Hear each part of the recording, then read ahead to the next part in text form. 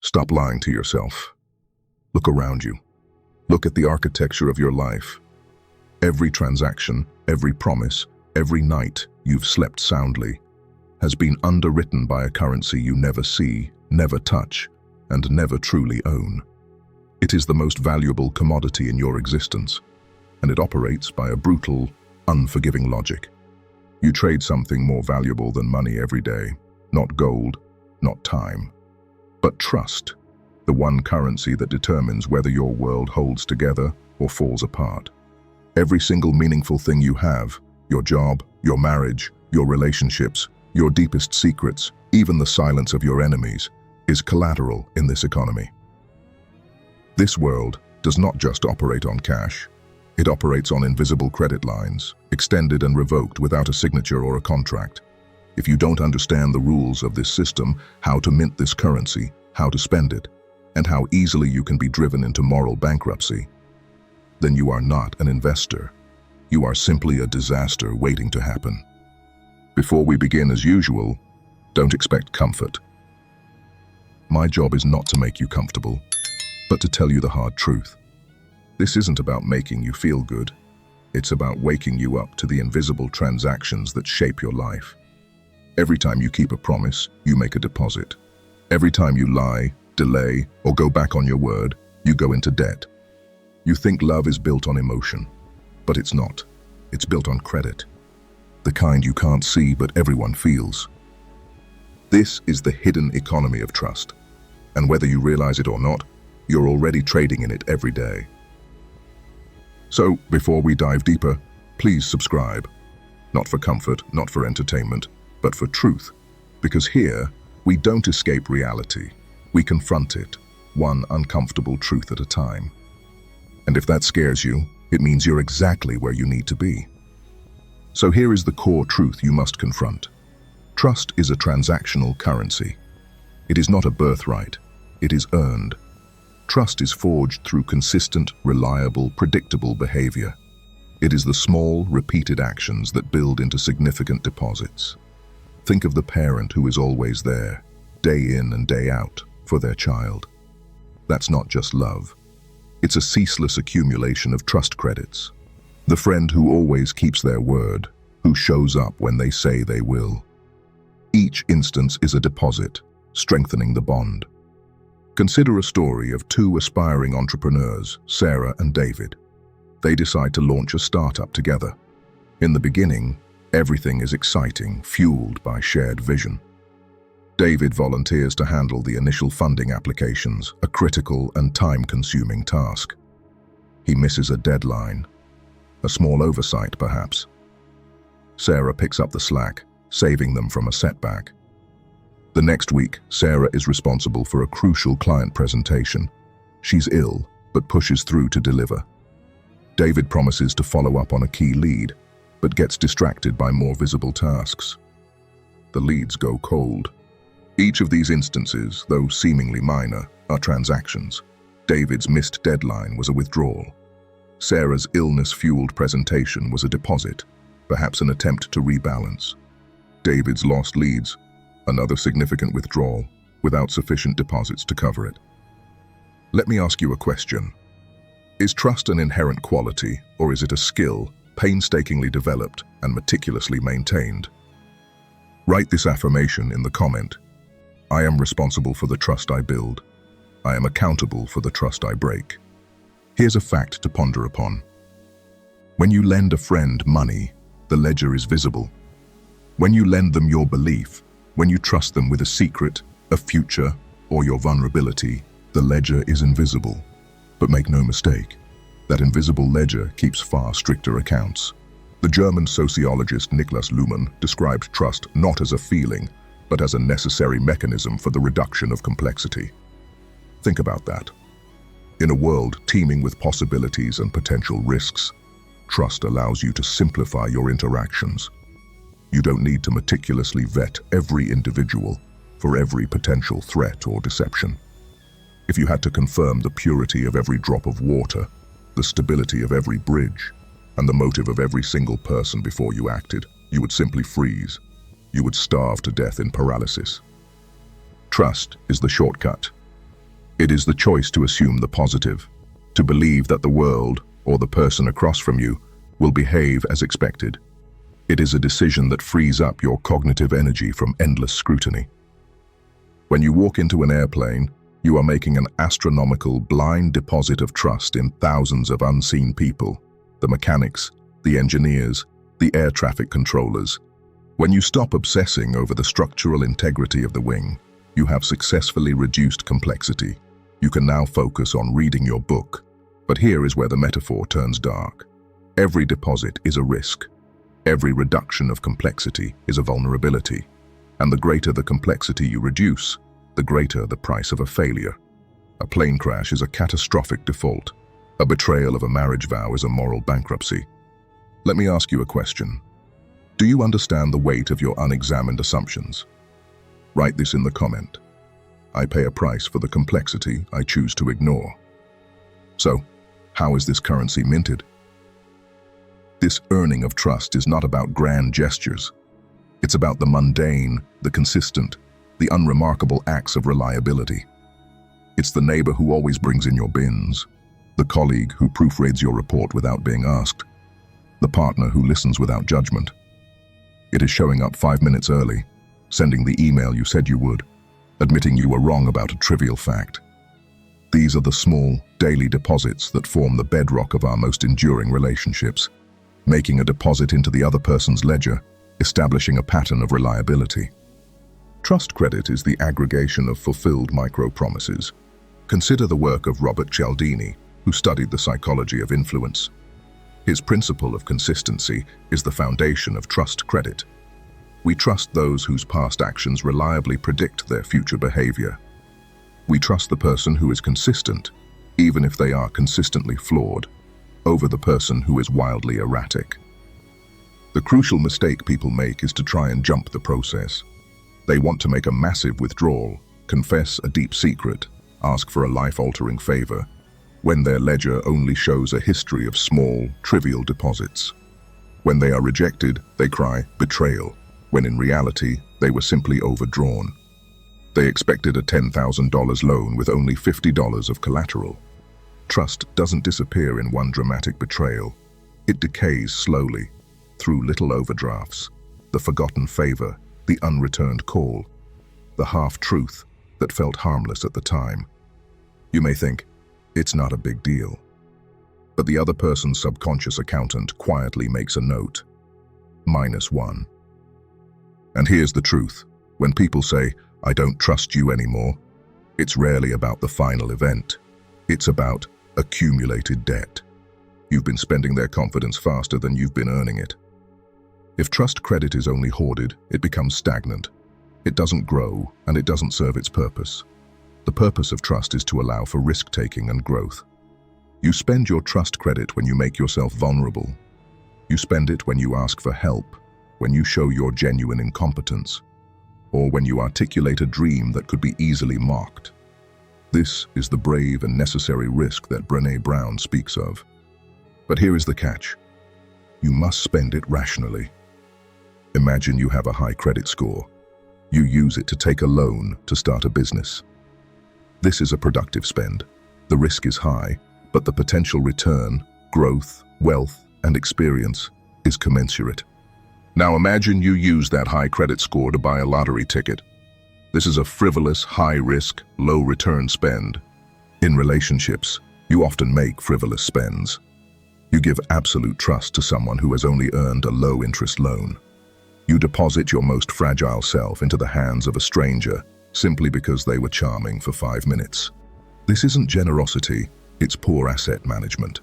The currency of trust demands that you ask, is the risk I am about to take commensurate with the credit this person has demonstrably earned? Write this affirmation in the comment.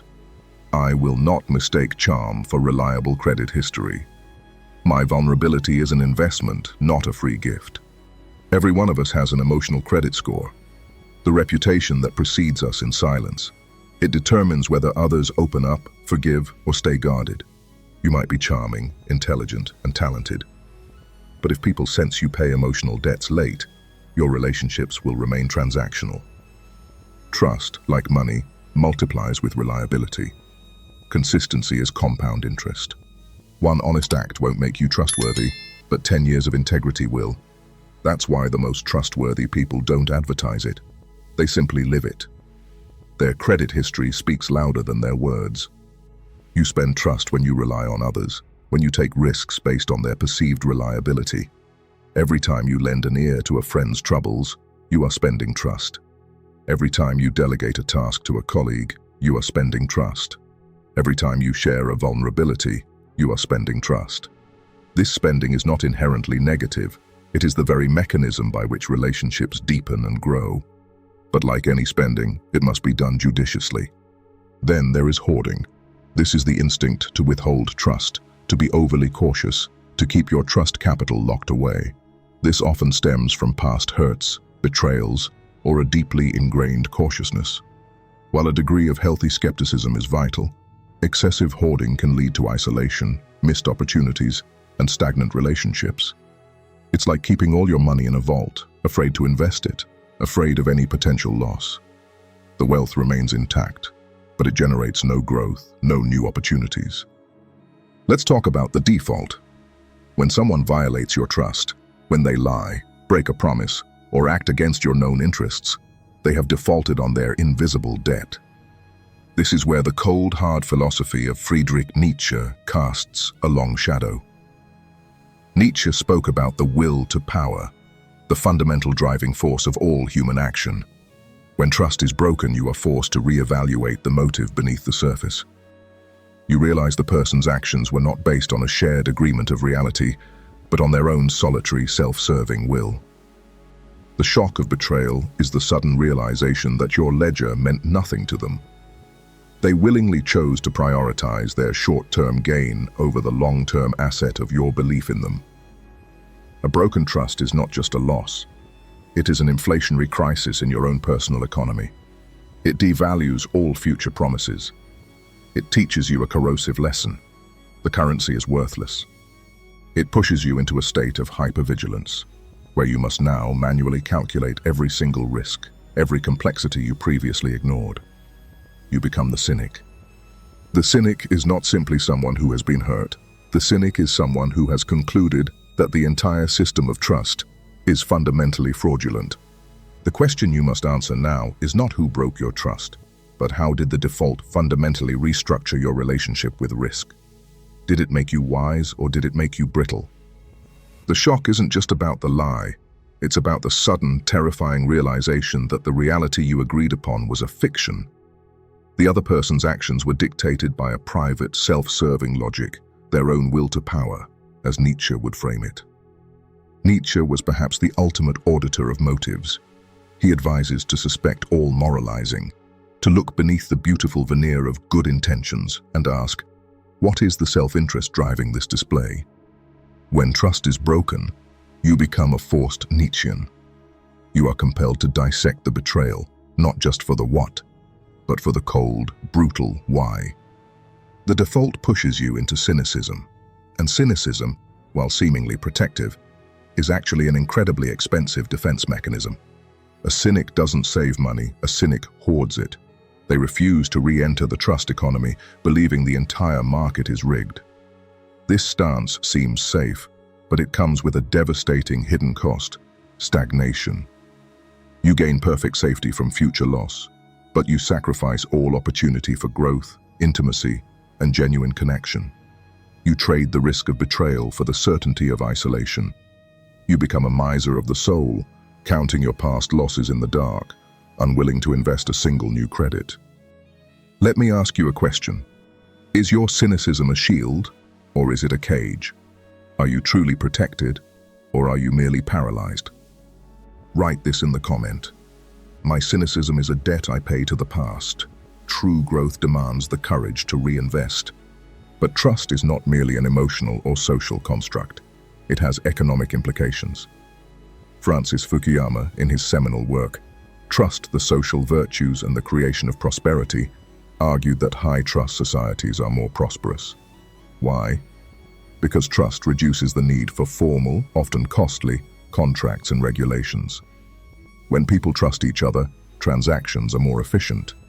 Businesses can operate with less oversight. economic exchanges are smoother, and innovation flourishes. Think about it.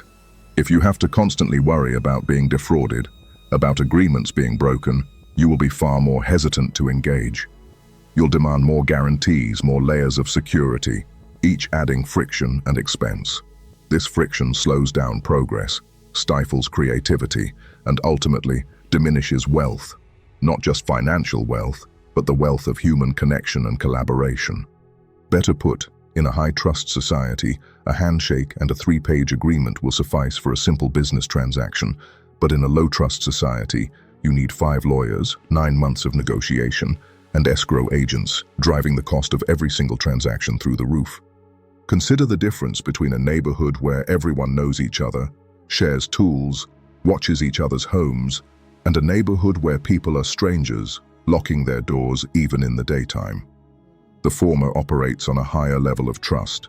This translates into tangible benefits: less petty crime, a stronger sense of community, greater willingness to pool resources for local improvements. The latter requires explicit security measures, a constant vigilance that drains energy and limits spontaneous interaction. One thrives on invisible credit. The other is stalled by the perceived threat of immediate default. Here's another question.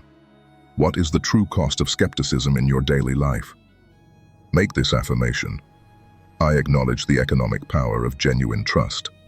I am actively seeking ways to build and maintain it. Robert Cialdini, in his work on persuasion, highlights the principle of reciprocity, which is deeply intertwined with trust. When you are given something, a favor, a kindness, a piece of information, you feel a subconscious urge to reciprocate. Trust operates on a similar principle. When trust is extended, there's an unspoken expectation of reciprocation. Conversely, when trust is violated, the urge to withdraw, to retaliate, or to protect oneself becomes paramount. Brené Brown, a researcher who has extensively explored vulnerability and courage, speaks to the immense power of daring to be vulnerable. This vulnerability is intrinsically linked to trust. To be vulnerable is to extend trust, to risk being hurt, in hopes of genuine connection. Brown's work emphasizes that true connection is built on authenticity and bravery, and these are impossible without a willingness to extend and receive trust. Consider 2 individuals, Anna and Ben, who were once close friends. Anna confided in Ben about a deep personal insecurity. Ben, under pressure from mutual acquaintances, inadvertently revealed this vulnerability. The breach was not malicious, perhaps a careless slip of the tongue, but the impact was profound. Anna's trust in Ben was severely damaged. She began to hoard her thoughts and feelings, no longer willing to risk spending her trust credits. She stopped sharing her deeper anxieties with him, and eventually with many others. This hoarding, this self-imposed financial prudence, meant that her emotional well-being remained stagnant, trapped by the fear of further loss. Ben, on the other hand, might have felt the sting of Anna's withdrawal. He might have tried to apologize, to re-earn her trust, but the damage was done. The invisible ledger showed a significant debt. When you've been betrayed, is it easier to withhold trust from everyone, or to meticulously try and rebuild with the one who wronged you? Make this declaration. I understand that my past does not dictate my future capacity for trust. I choose where to place my faith. Now we must turn to the heaviest subject, managing a catastrophic default. The person or institution you relied on failed spectacularly. You are in a debt spiral of anger, loss, and resentment. How do you get out? You have 2 choices, and only 2: write off the debt or restructure the loan. 1. Writing off the debt. This is the cleanest, yet often most painful choice. It means severance. You declare the relationship bankrupt. You accept the loss is permanent, cut your losses, and remove the entity from your ledger entirely. This is essential when the betrayal is structural or repeated, when the default indicates a fundamental flaw in character that cannot be repaired. This is not hatred. It is prudent accounting. You are prioritizing the solvency of your own soul over the faint hope of a return on a dead asset. 2. Restructuring the loan. This means forgiveness. Forgiveness is not a magical absolution. It is the hardest, most complex reinvestment of credit a human can make. It is not about letting the other person off the hook. It is about taking yourself off the hook of bitterness. To forgive is to say, I acknowledge the catastrophic loss, but I am choosing to front a new, smaller, heavily collateralized loan. You are choosing to believe in the potential future value of the person, while drastically changing the terms of engagement. This is where Brené Brown's work on vulnerability is inverted. The risk is now shared. The one who defaults must now display profound, uncomfortable vulnerability, genuine remorse, sustained effort, and a demonstrable shift in their internal calculus. If they cannot or will not do the work, you must return to the first option. Forgiveness without reparations is just enabling a future default. Here is another question. Are you clinging to justified resentment, mistaking the comfort of anger for the courage of true healing? Make this affirmation. Forgiveness is a strategic reinvestment of hope. I will not allow my past losses to define my future risks. We have audited the invisible economy. We have stripped away the sentimentality and exposed the cold, transactional mechanism that underwrites every moment of your existence. You now see your life not as a series of random encounters, but as an unending, high-stakes market exchange. The currency is trust. The asset is your future. The risk is everything. You can no longer claim ignorance. You have seen the high cost of cynicism, the protective armor that is really a crippling debt.